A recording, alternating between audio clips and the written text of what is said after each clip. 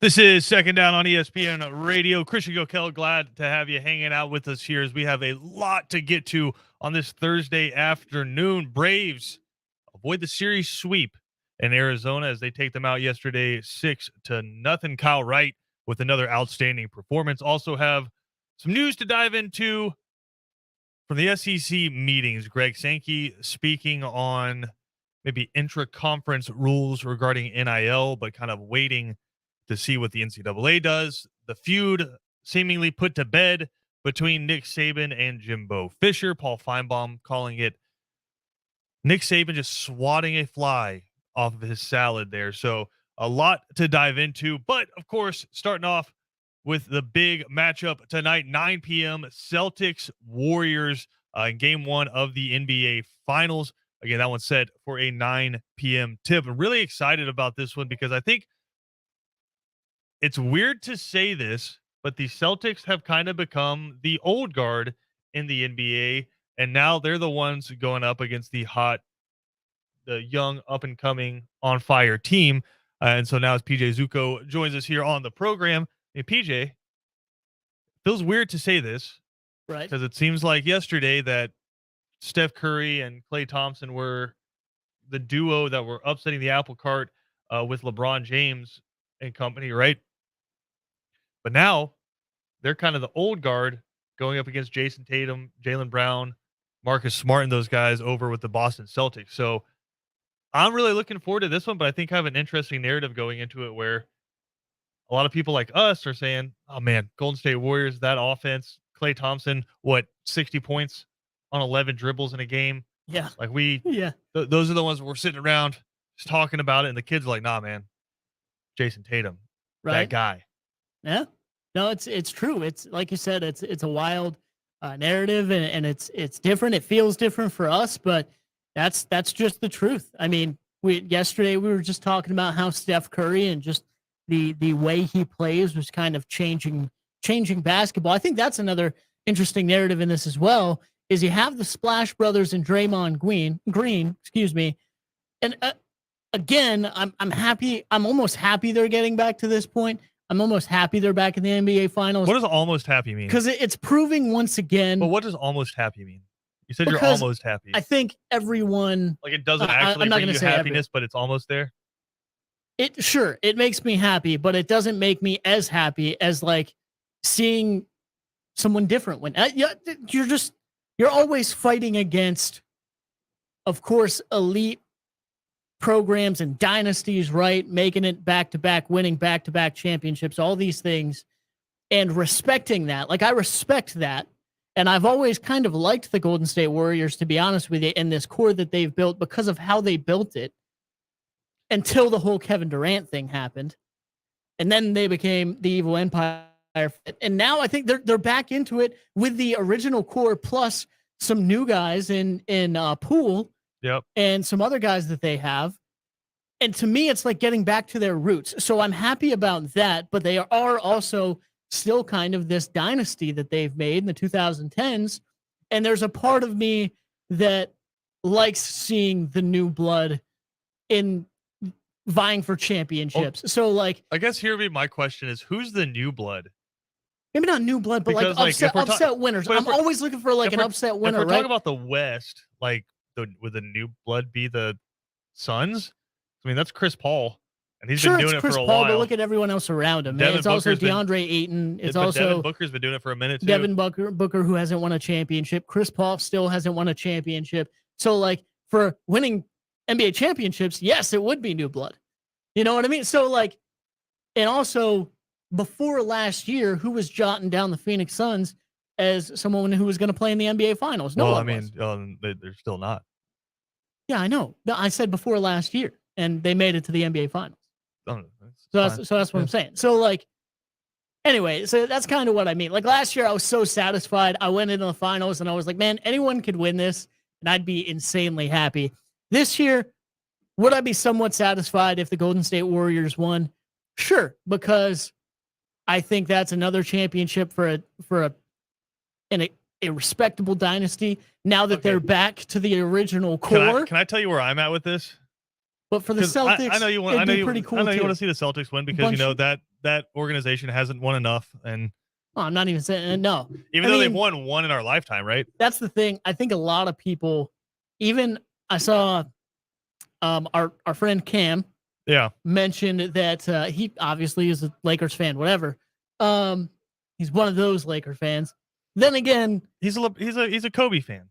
then again, at the least, he's a true Lakers fan in the sense of He was a Lakers fan before LeBron got there. he's not rooting for the Celtics to win this year. He said there's a lot of Lakers fans that he knows that are rooting for the Celtics to win because they're taking on the Warriors, and the Warriors are now this Western rival to LA, whatever. It's like, no, man, that's not where it's supposed to be. Well, with the Celtics, though, they've only won one in our lifetime. The anything is possible. Kevin Garnett, Paul Pierce, Ray Allen team, right before LeBron and the Heat showed up. Yeah, for sure. But it is an organization that has won a plethora of championships. Now, yep, were a lot of them pre-merger? Sure, but we don't have to dive into that today. That's kind of like a mid-July kind of a conversation. But with the GOAT, Bill Russell? Yeah, I mean, I don't know if I'd call him the GOAT. 11 championships. Yeah. Again, we don't need to get way in the way back. We don't need to get. But that being said, I am pulling for the Warriors because more so than pulling for them as a team, I am pulling for a rekindling of sorts because I always love, and I want to be very careful with saying this because y'all know how I feel about Tiger Woods. This almost has the feeling of once Steph got hurt and then when Klay Thompson got hurt and Kevin Durant had moved on, it was like, damn, like that's all right. Well, we didn't. It's like the last time your parents pick you up as a kid, like you never know what's going to be. You're like, man, we didn't really get to like say like, oh man, this is the last time we're going to get to see the Warriors do it. And so it was kind of like ripped away. Yeah, from you us. didn't feel like you was ever going to get back to that, but now you were having a second chance to appreciate the Warriors, kind of like with Tiger coming back and winning the Masters. Kind of has that feeling where you're like, I appreciate this so much more because I know in a second it can be gone. Yeah. Right. So I really want to see that magic. And I think it's a really interesting matchup because just speaking to different people, I mean, who I get Chinese food from loves talking about this. Like they're like, yeah, he's like, no way that the Celtics lose. They're just too athletic for the Warriors. The Warriors are old. They're not going to be able to keep up with the athleticism. They're going to get worn down. And I'm just thinking, I'm like, this has all the feelings to me of Steph Curry and Klay Thompson doing something stupid. Yeah. I mean, Steph's back. I don't know if you guys have watched this year, but Steph's back. And Klay Thompson slowly but surely is getting back to his old form. Is he, again, 60 points on 11 dribbles? Probably not.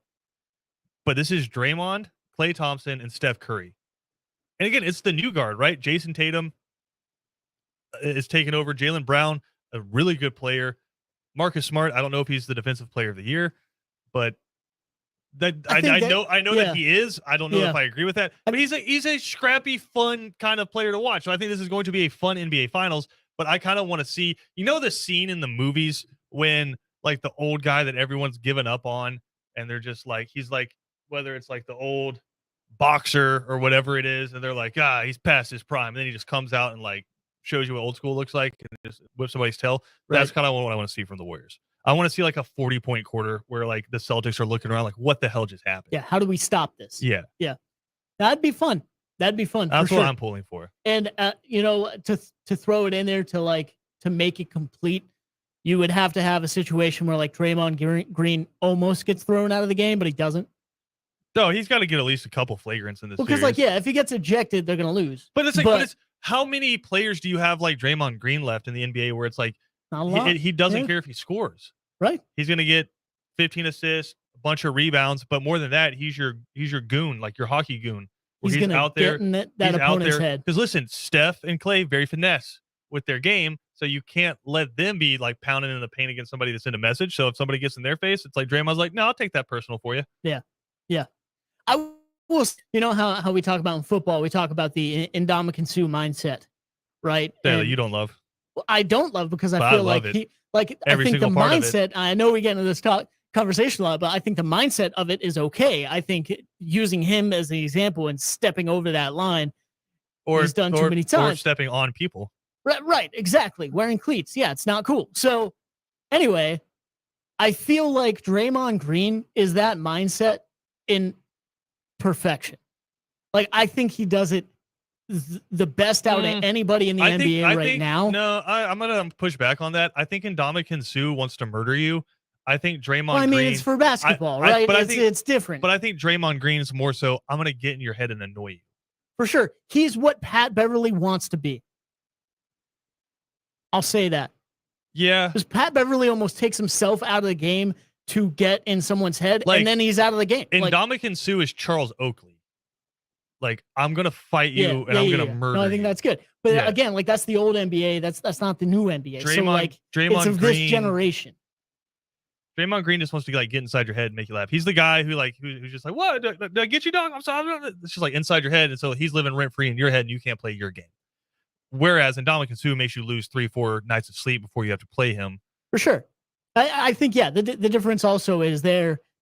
If we're talking about like going too far, the difference is Ndamukong Suh is literally stepping on people, and Draymond Green just kind of swings his legs sometimes. You know, Ndamukong Suh is Grayson Allen. That's different. Yeah, right. Yeah, that's actually a problem. Just tripping people up, causing injuries, grabbing legs. Yeah, Grayson Allen's a problem. Like not in a good way. I don't like that guy at all. But I don't know that very many people do. Let's take a quick break. We're going to come back. Before we go to break, though, Travis Shadon wrote in, PJ. He has a very important question for you. Which player in this series, because you are the arbiter of who's the homie, which player in this embodies being the homie? Is it Draymond? What does that even mean? We were talking about Rich Styles. He said, "Oh, the homie." Oh man. I think we just want to hear you say homie. No, that's very true, but I'm gonna make it worth it. You know who's the homie on this on this year's this series? Probably a guy you didn't even know was in this series. Tell me, please. Joe Johnson.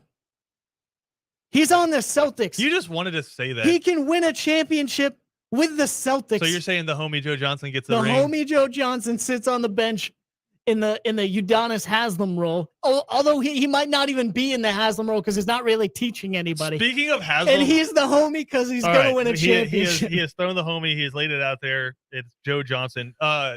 Speaking of Haslem, the counter to that could be Andre Iguodala because he's doing the same thing for the Warriors. But Andre Iguodala's got rings. And he's got a Finals MVP. No, did you see Udonis Haslem?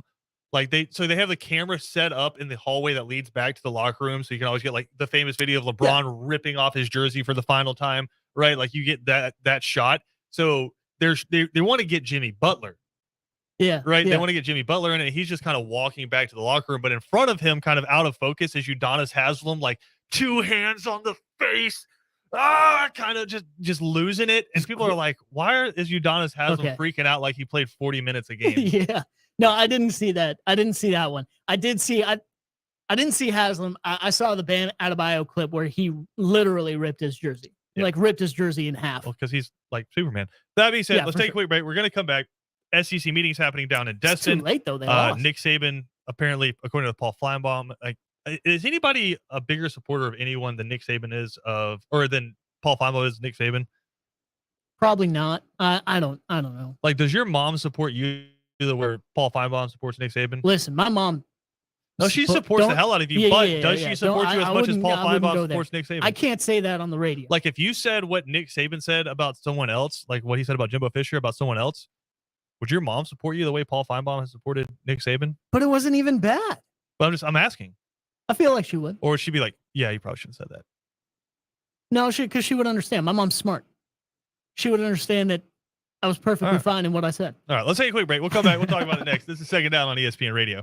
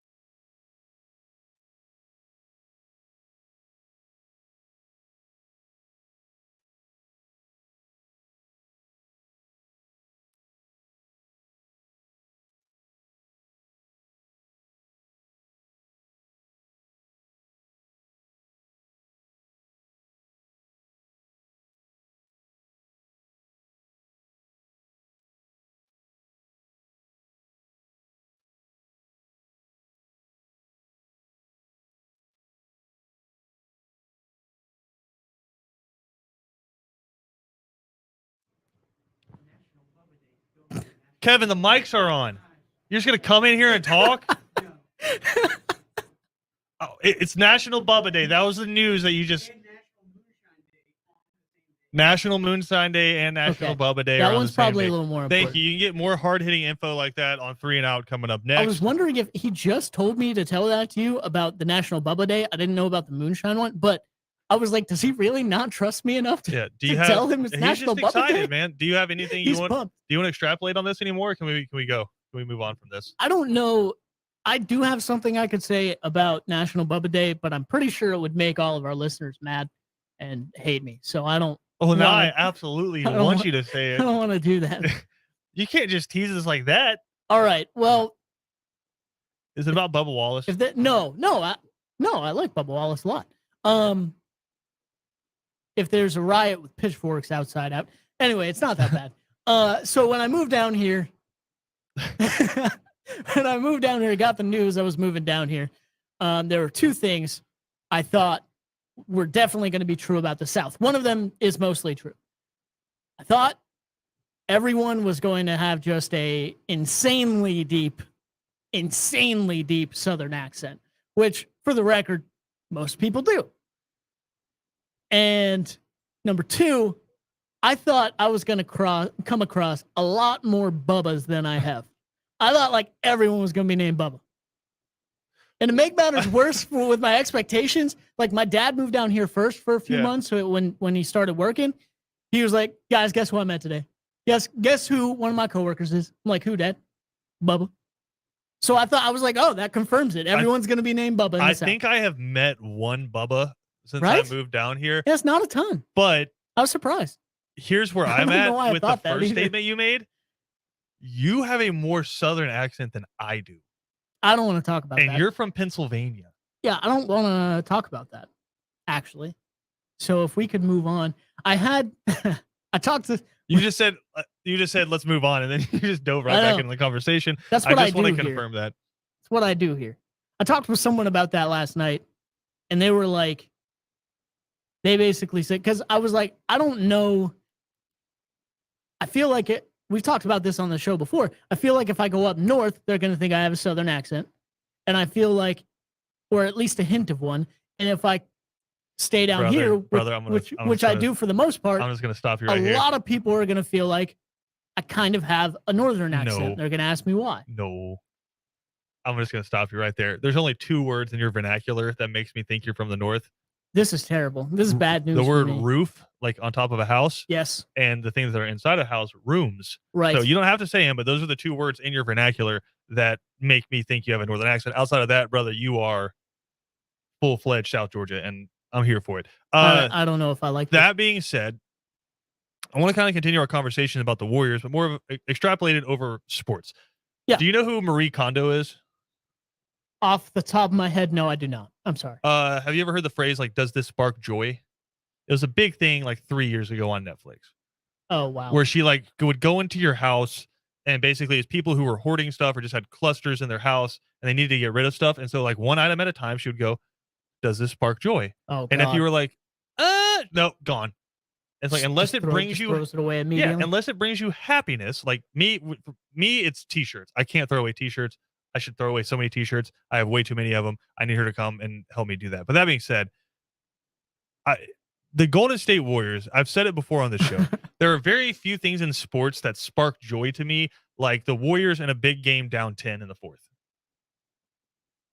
That exact situation. Because I know what you mean. Because I know they're about to put on a show. Yeah. And within a blink of an eye, they could have the lead. Right? So like that situation brings me joy. And so you can almost take the could out of that. Like I feel like almost every time that happens, they come back. Even if they lose, they take a lead for a second. Yeah, it took Kyrie hitting the shot of his life to prevent it. That being said, more so than just the moments, I'm just going to say the Golden State Warriors offense of the 2010s to now brings me joy.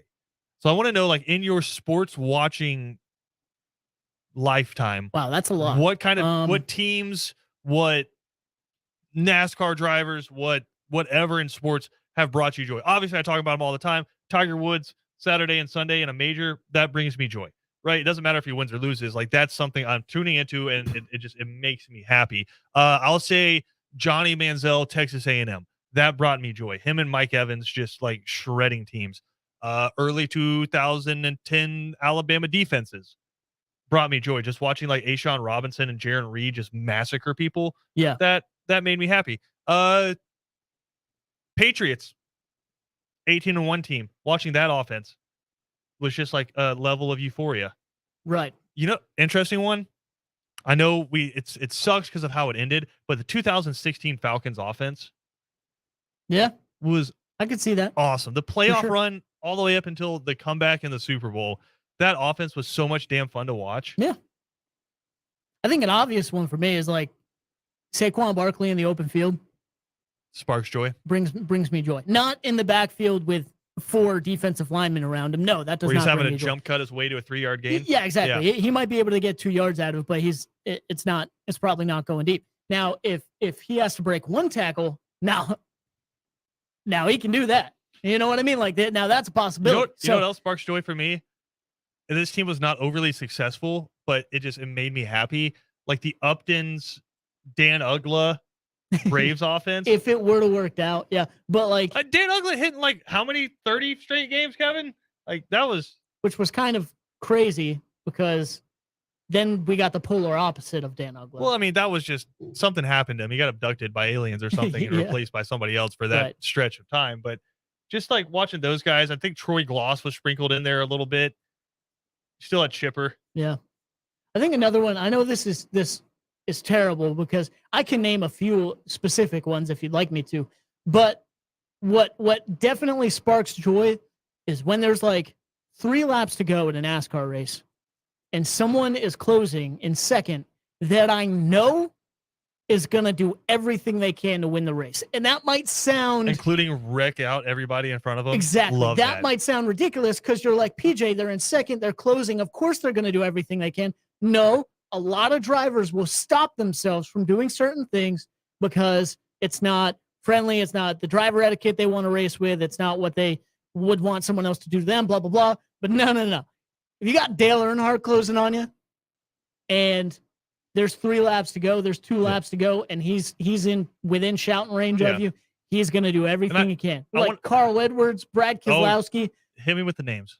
Those guys, Joe Logano, we saw it at Darlington a few, whether you liked it or not, a few weeks ago. Got to William Byron, moved him right out of the way, won the race. So, like, PJ, I want you to take the last 20 seconds of audio you just dropped on me, and I'm going to play that anytime you say, I don't know, I feel like I have a northern accent. The way you just hit Logano. I'm talking about NASCAR, man. They You bet kinda NASCAR have in the to, north? Like, there's certain. Yeah, I don't want to.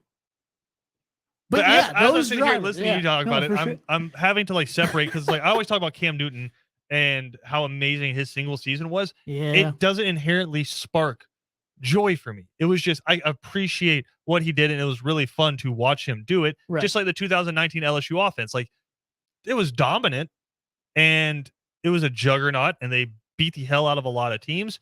I don't know that like it brought me joy as much as Felix Jones and Darren McFadden running the Wildcat for Arkansas. True. Like that sparked joy. Watching like Steve Spurrier have no damn idea how to stop Darren McFadden from just gutting his team over and over and over and over again. Yeah. That sparks joy. For sure. I would take that a step further. You start talking about now Darren McFadden, Felix Jones, they are on a level of themselves, right? But then again, once that happened, all we heard was that's not going to happen in the NFL. You can't do that in the NFL. And then Ronnie Brown, and Ricky Williams, I'm pretty sure was still there for the Dolphins. I don't know that Ricky was still there. I could be wrong. He probably wasn't there. That's probably my memory. I could be completely wrong. But definitely Ronnie. I thought he came back. I don't know. Anyway, it was Ronnie Brown. Ronnie Brown. It was mainly Ronnie Brown. Just the wild dolphin. With the wild dolphin decimating the NFL for like 8 weeks, and then they figured it out. But for that little glimpse of time, that sparked joy. That sparked joy for me. Absolutely, I love it in the NFL when especially when you hear about how it just can't happen because that's not the NFL way, and they're too good and too smart for that, and then it happens. I love when that happens. It's like mobile quarterbacks, right? Well, no, they're not pocket passing 6'3", whatever. I don't care. I will say like 2009 to like 2011 Georgia Tech sparks joy for me. Yeah, Watching Paul Johnson and the boys get after it, running the flex bone. true. Absolutely. You know, those couple years, who was it? Like Keenan Reynolds with Navy. Navy. Yeah. Yeah. Those few years, they were like in the top 25 basically at the end of 3 straight years or something like that. That sparked joy for me. Obviously, big Navy family. Running the option of perfection, beating some big teams in the process. That was fun. It doesn't sound like joy. You kind of tailed off there at the end. I don't know if you should tail off when something brings you joy. Okay, man. I think we may be reaching at that one. I don't know. That was fun. It's okay. Not everything has to bring you joy. It's okay. You can like things, but if they don't bring you joy, we just gotta push them to the side. Speaking of pushing to the side, we got it. Understand. We got to push this segment to the side. We could do this all day. Yeah, we could. Yeah. Speaking of which, we want you to do it. Tweet us at ESPN Coastal. You can comment on Facebook. What team or player just brings you joy to watch? The conversation obviously started with us talking about the Golden State Warriors offense, Steph Curry and Klay Thompson. Just brings you joy. I'm kind of proud of myself there to watch that. I only used one Penn State example. You did, and I think you could have used a lot more. Oh, there's several. That being said, let's take a quick break. We're going to come back. I'm going to talk about some of the quotes from the SEC meetings that are happening. Greg Sankey addressing some of the key issues around college football, and Kirby Smart being very statesman-like down in Destin, which just doesn't seem to fit. I want WWE promos going on down in Destin, but it'll be that way when the football season starts. It's been pretty civil, yeah, so far, and I'm not here for it. Let's take a quick break. We'll come back with more right here on Second Down.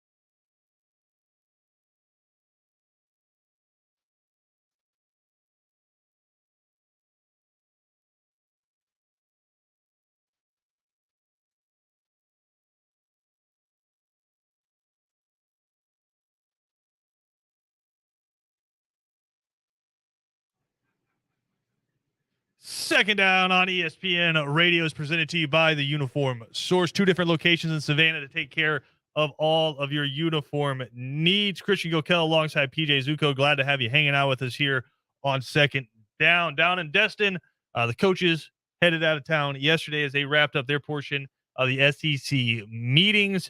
And a lot of key issues being addressed, but it doesn't sound like there's going to be any resolution really coming out of these meetings.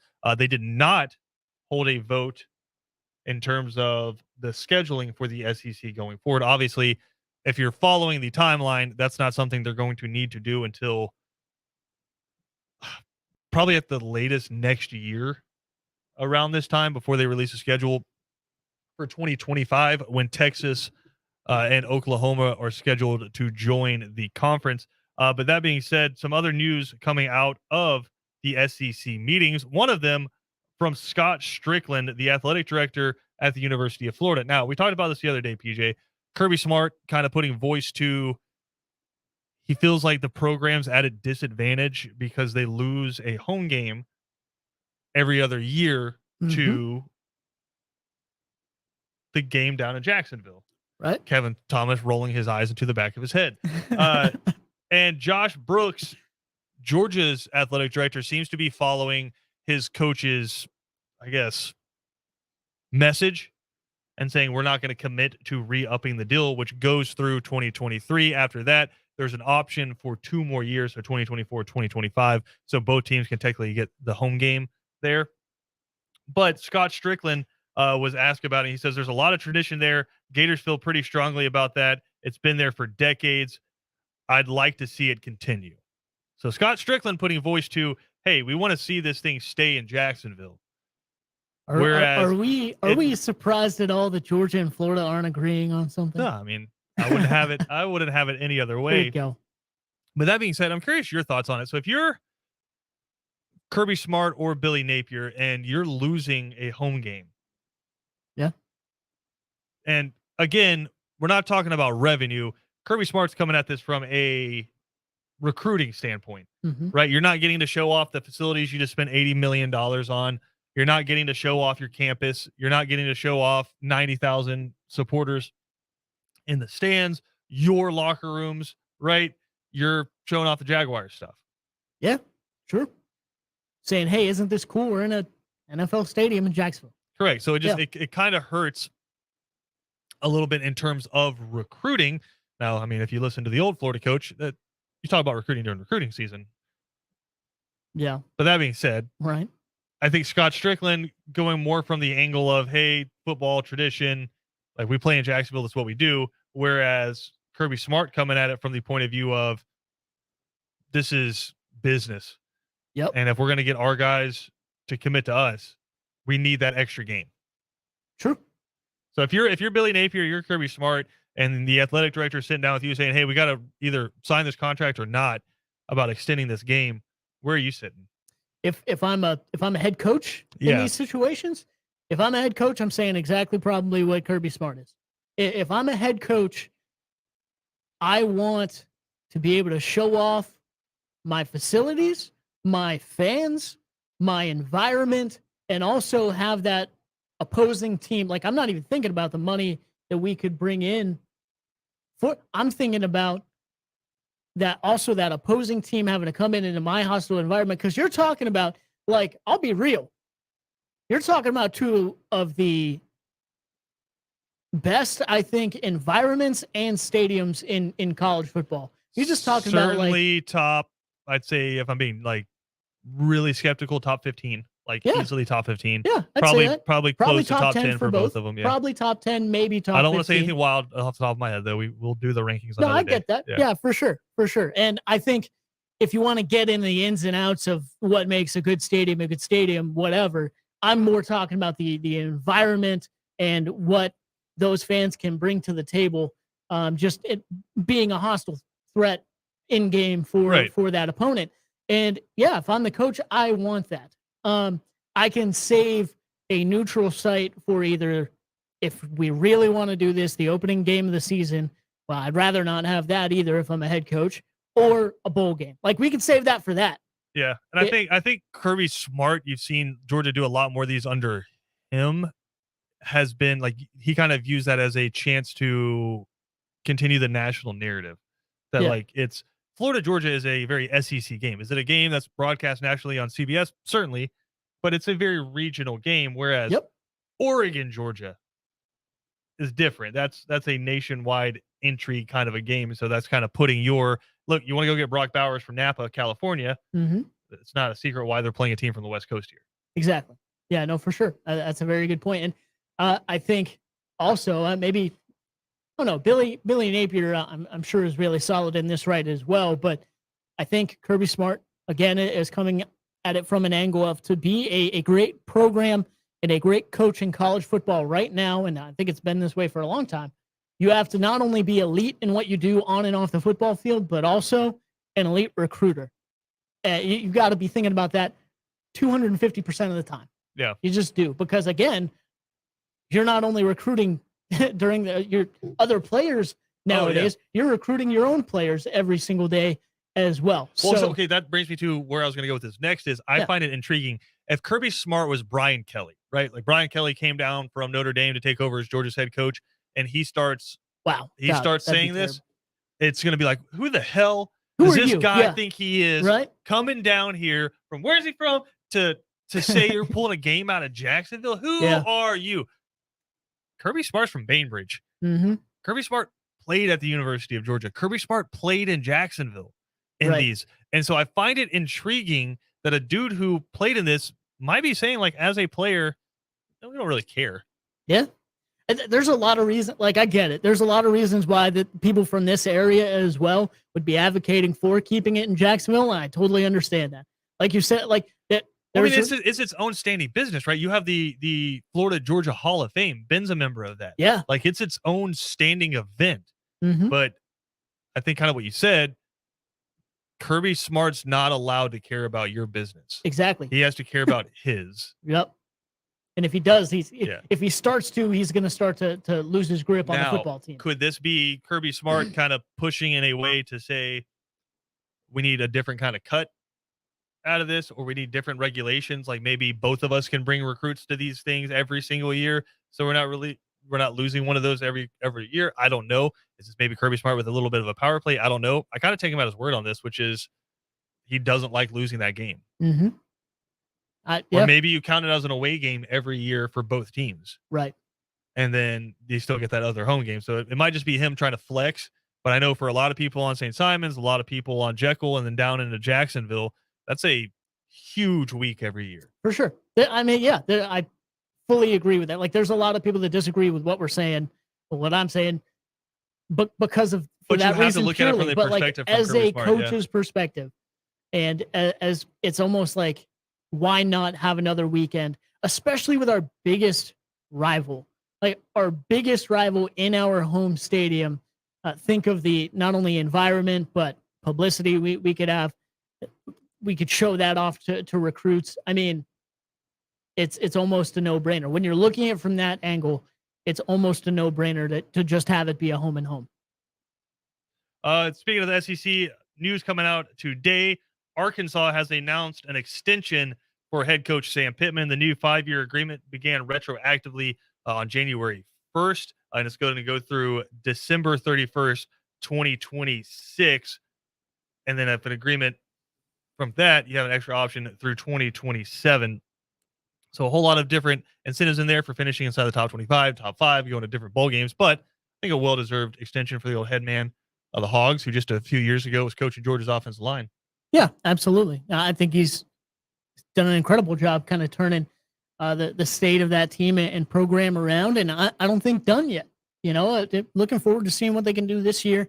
Obviously going to need some people to step up there in the wide receiver group, but have their quarterback coming back, have some good defensive players coming back as well. Like, I think they could be in for another year where they're ready to upset some people that maybe you're not, looking for, that you don't expect. So I think it'd be really cool. Again, we're talking about environments. Like, that was one place that hadn't seen a big, important kind of primetime game in their stadium for a long time. And when they did, they showed out and came up with the upset as well. And that really sparked the rest of the year. So yeah, like you said, I think very well deserving. And now I can't wait to see kind of what they do moving forward and maybe upset some more people this year. There you go. We got to take a quick break. We'll come back with more. This is Second Down on ESPN Radio.